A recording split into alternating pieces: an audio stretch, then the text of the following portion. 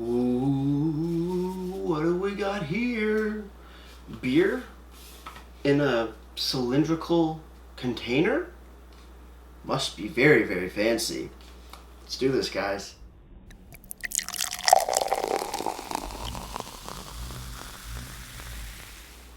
Beer, beer, beer, beer. Hello everybody, welcome back to me, Mate Brewski, from the Brewski Review. And today the beer I have for you is not from Canada, sorry. This is actually from the UK. This is from Windswept Brewing Company. This is the Wolf of Glen Moray. Dark Scottish ale, aged in Glen Moray whiskey casks. Port cask finish. Brewed in Lewismouth,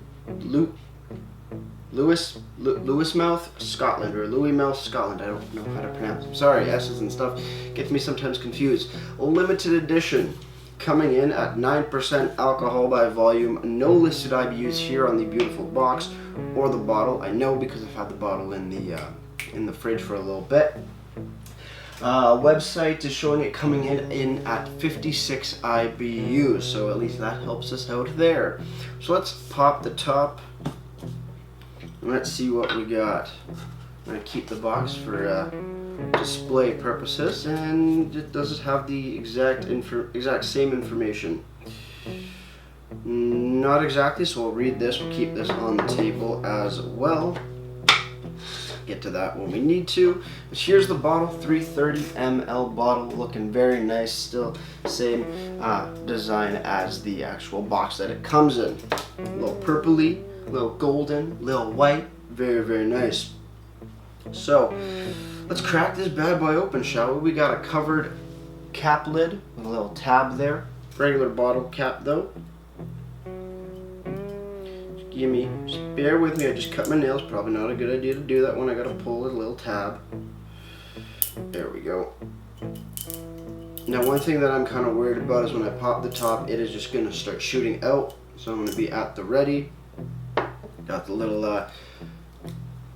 off, and can we peel this off as well? Maybe not. Grab my bottle opener. Let hook. Yeah, it will. There we go. Off. Boom. Beer's not coming up aggressively. That's awesome. Very, very nice. Let's have a pour into my beer 101 pint glass. It's 9%. I'm not going to pour all of it. I'm just going to pour a little touch just to see exactly what we got. As you can see, there's a lot of carbonation there. Got the bottle here as well. Behind here, somewhere like this. Does that look good? We're going to go with it anyway. But looking at the beer, very, very heady, and that was not an aggressive pour. About 4 or 5 fingers of head there. Huge amount. Nice color to it. Deep, I guess deep to medium brown.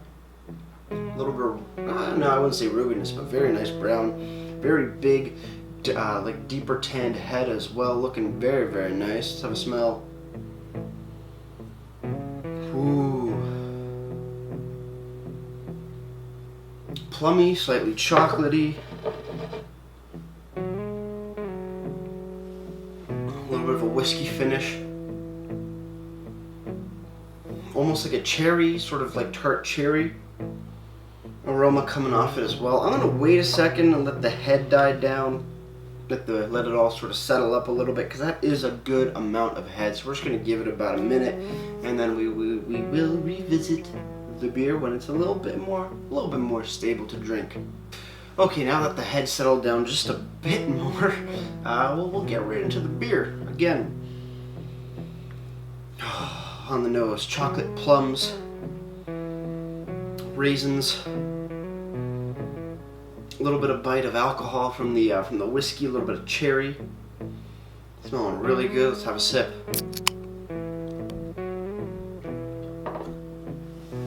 Ooh. Where to start? That I'm not too sure of. I've had wee heavies, I've had barrel aged stuff before, but that is a very, very unique flavor. And I'm not sure what's going on yet. I definitely need another sip. So cheers everybody, let's keep on drinking, but wow, that's got some alcohol bite.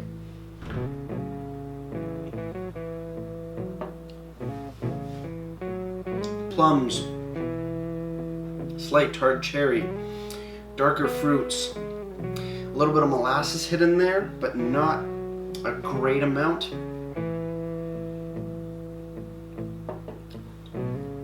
Oaky, but the whiskey is present, but I'm not sure exactly what flavors are going on there. It's just more alcohol-y sort of flavor and zing and just oomph and power and sharpness as it goes down. Alcohol bite per se, but it is something different indeed.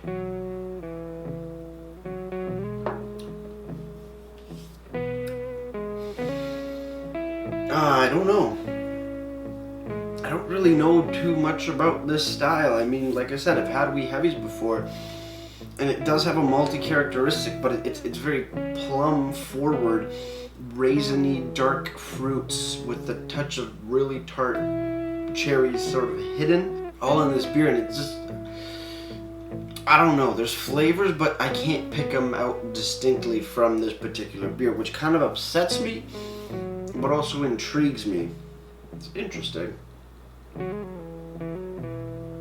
Mouthfeel is medium to heavy bodied, slightly sticky in a sense as well.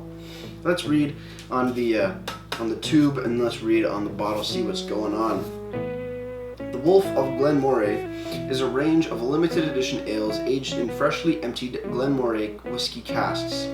This edition is finished in port casks used by Glen Moray to create their port cask finish whiskey. 6 months in the making, this wolf has matured with plump summer fruits on the nose, fruit flavors throughout the dark chocolate malt, and refined warm finish. Unlike some, we do not add fish bladders to clear our beer. I did not know that was a thing, but that makes sense because months and months ago, me and my buddy Jordan did a beer and it said in the ingredients was fish, so it might mean fish bladders, and I don't know where that really falls in. That's something to ask my professors. Ingredients: only Speyside water, malted barley, whole hops, and yeast are used to produce this craft ale. Allergens in bold, contains barley, bottle conditioned, store upright in a cool, dry place. Alcohol 9% ABV, Scottish craft, extra strong, 330 ml bottles. Very nice. I'm going to put that to the side. Actually, no, I won't. Put it right back here. On the bottle. Malted and freshly emptied Glen Moray port whiskey cask. The Wolf matured, plump. It has the same thing there. Ingredients are the same. Allergy warning. Best when you've earned it, for sure. What else do we have here? Bottle condition, stored upright, like we said earlier, 9% ABV. This is... Where can I read? Where's the English? Where is the English? There's no English there. Best before, July 2022. This is, I guess, bottle number 1976 out of 4344. So there is a only limited run, and I guess I got 1976. That's kind of cool. Very limited edition.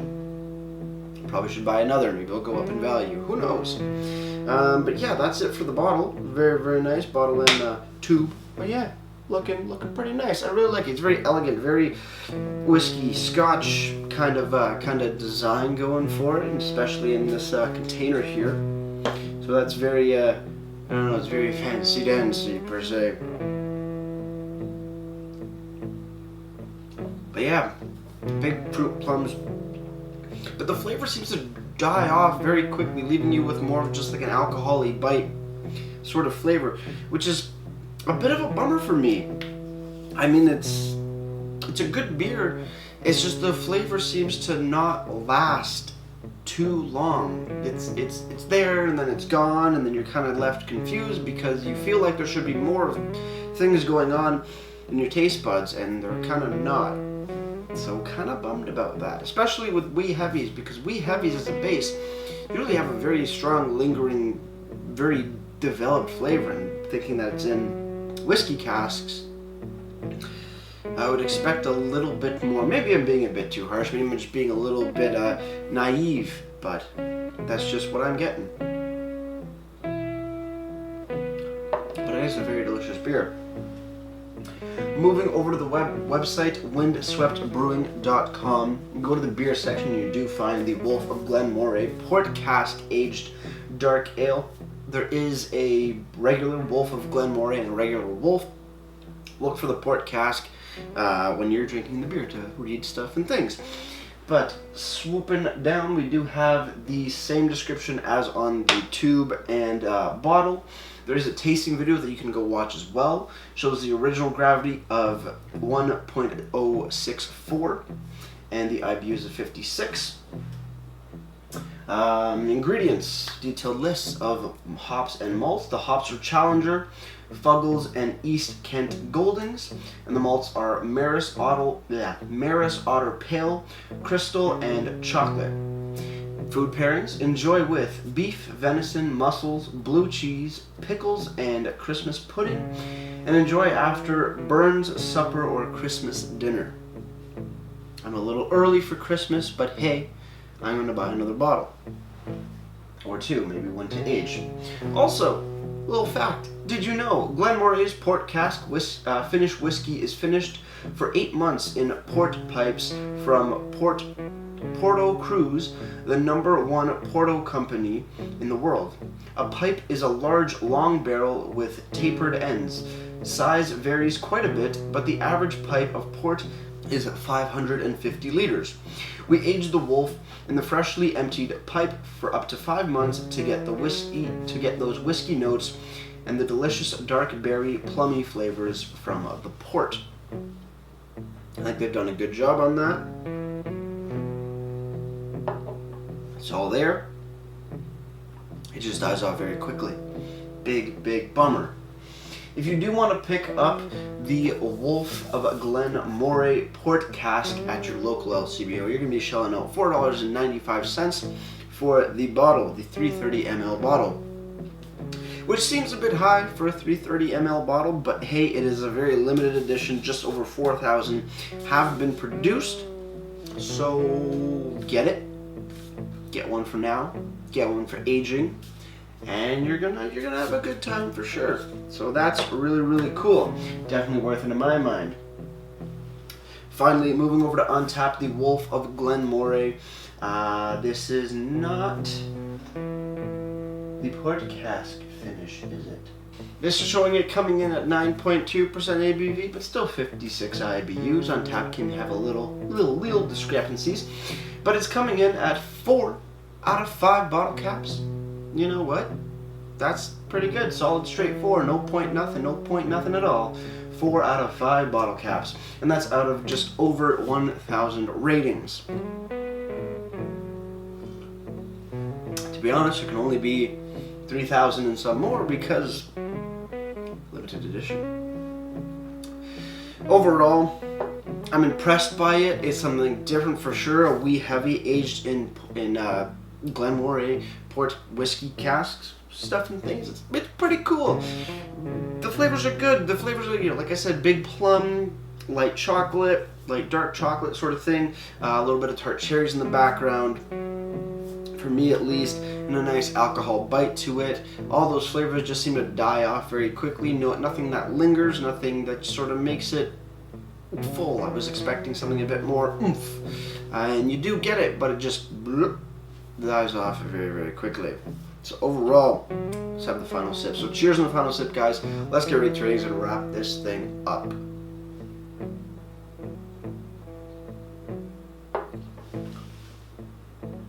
It's a good beer.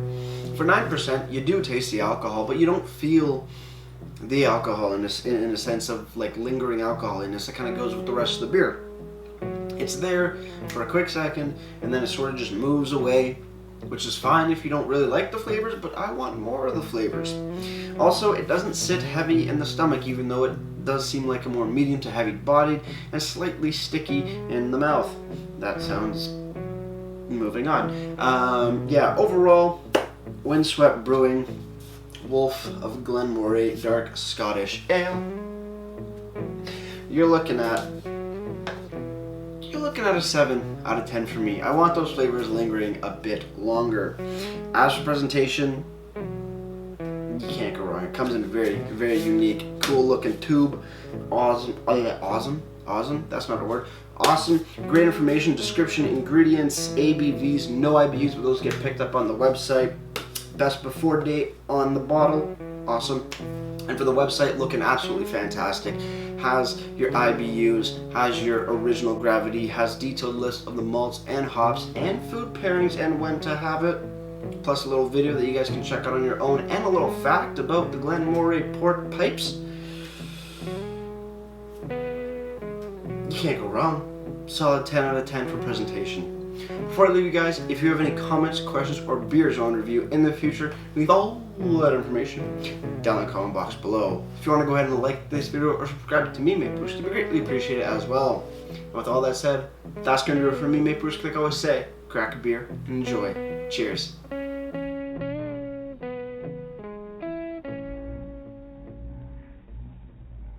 Now we're gonna pour up the last of the 1976 number bottle. And hopefully not a ton ahead, cause the first pour was quite ridiculous. Dum dum dum. Cheers, guys.